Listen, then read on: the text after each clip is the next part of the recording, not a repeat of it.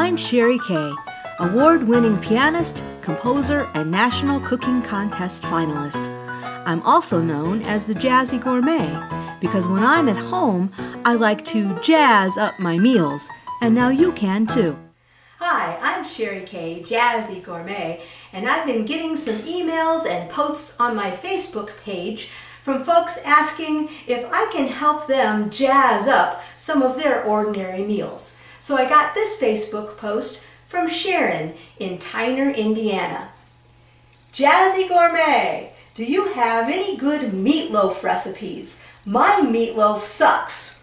Well, Sharon, do I have a good meatloaf recipe for you? I call it my Plum Good meatloaf, and you guessed it, the star of the recipe is a plum. So I'm going to start by pitting the plum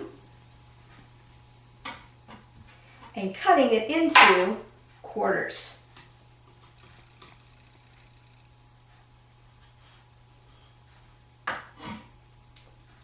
Isn't that a beautiful looking plum? I love that deep, rich purple color, and the flavor, oh, is wonderful. Okay, I'm going to stick this plum in my chopper, and I'm going to pulse it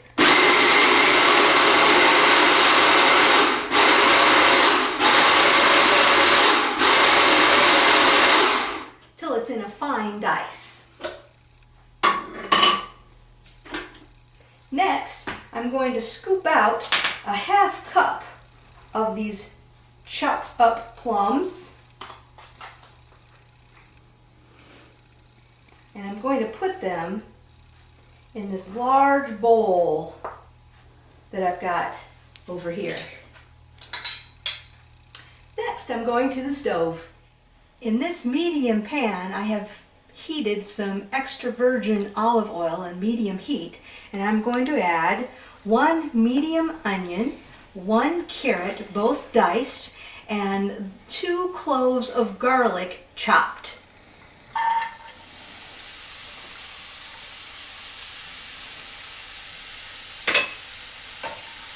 I'm going to continue to cook these vegetables for the next 7 to 10 minutes over medium heat until they're tender. Now that my vegetables are tender, I'm going to put them in the large bowl that has our half a cup of chopped plums. I'm going to put these in here and let them cool. While my vegetables are cooling, I'm going to make my Plum Good sauce. And I'm going to start by using the same skillet that I cooked the vegetables. I put the rest of the finely chopped plums in my skillet, and to that I'm going to add 1/4 cup of ketchup, 1 clove of garlic chopped, and 1 teaspoon of chopped ginger. To that I'm going to add 1 tablespoon of soy sauce. I like to use the light sodium kind. 1 tablespoon of that, and 2 tablespoons of honey. Now to add to that sweet, I'm going to put just a little bit of heat. I've got about 1/8 of a teaspoon of chili pepper flakes. You can use as much as you want. I'm making this particular recipe for my mom and dad, and they don't like a whole lot of heat, so I'm not putting a whole lot of heat in. Okay, I'm going to turn this sauce onto medium heat, and I'm going to cook this, stirring occasionally, for about 20 to 30 minutes, or until it's thickened. While my sauce is cooking, I'm going to put together the rest of my meatloaf ingredients. I've already got my cooled vegetables and my plums in my large bowl. To that, I'm going to add 1 pound of ground beef, 1 pound of ground pork, 2 teaspoons of salt, 1/4 of a teaspoon of black pepper, and 1/2 teaspoon of Chinese 5-spice. Now you might be tempted to leave this out, but don't. It's got some great things in it. It's got cinnamon and cloves and ginger and anise, which is a little bit of a licorice taste, but boy, it really complements the flavor of those tangy plums. So I'm going to add a half teaspoon of Chinese 5-spice. Then 1 lightly beaten egg and some old-fashioned oats. I like the old-fashioned kind, and I woke up this morning with an idea. What if I toasted these oats? So I took the oatmeal and I put them in a pan and I set it at a low heat, just dry, no oil in the pan or anything, and I let it just set on the stove at that low heat for about 10 to 15 minutes. And when it started to get a little darker brown and when I could really smell the toastiness of the oatmeal, I removed them from the heat and I'm going to add them to the recipe. Is it going to add a whole different flavor? I don't know. You and I are trying this both at the same time for the first time. So here is my favorite part to this whole process, where I get to dig in with my hands and get all that squishiness of the meat and the eggs and the oatmeal and all those wonderful vegetables and garlic. Squish them up inside in a bowl. Yeah, you could use a spoon if you want to, but kind of like that whole messy feeling. It's kind of like gardeners trying to dig around in the dirt, and they enjoy being in the dirt. Well, I like digging around in all this meatloaf here. So after I have combined everything together, and you don't want to mix it up a whole lot, you just want to make sure that everything is combined really well. And when you do, then you want to form it into a loaf shape and place it in your pan. Now I've taken a pan, I've lined it with foil because I don't like a big mess to clean up afterwards myself, and I've sprayed a cooking rack with some cooking spray. And I'm going to take my loaf and put it on that rack. Now I like to flatten it out a little bit too, because I want lots of surface area to put that yummy plum sauce that's been cooking over there. Can you put this in a loaf pan? Absolutely, you could do that too. I'm going to go wash my hands and I'll see you in a bit.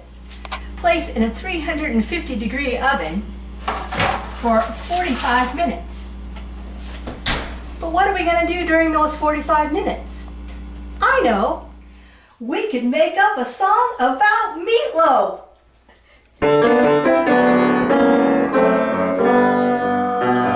Meatloaf is plum good.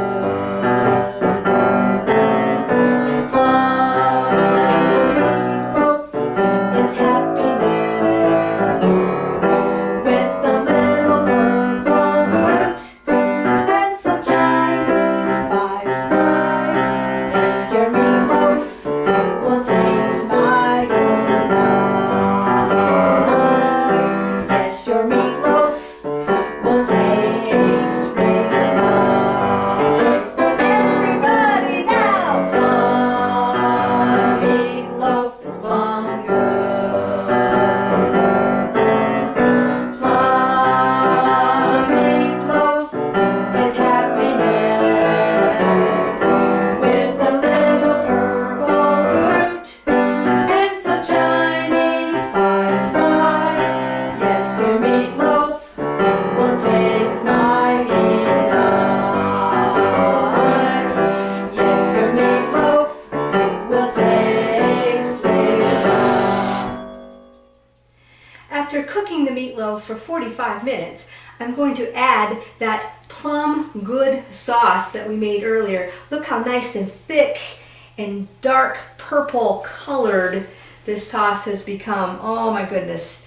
You're going to spread that over the top of your meatloaf, and you're going to place it back in the oven for another 30 minutes.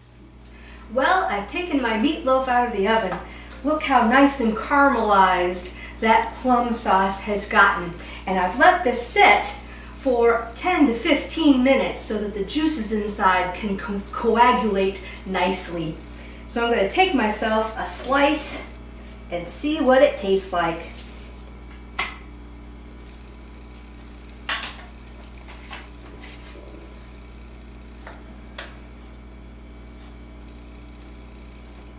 Mmm.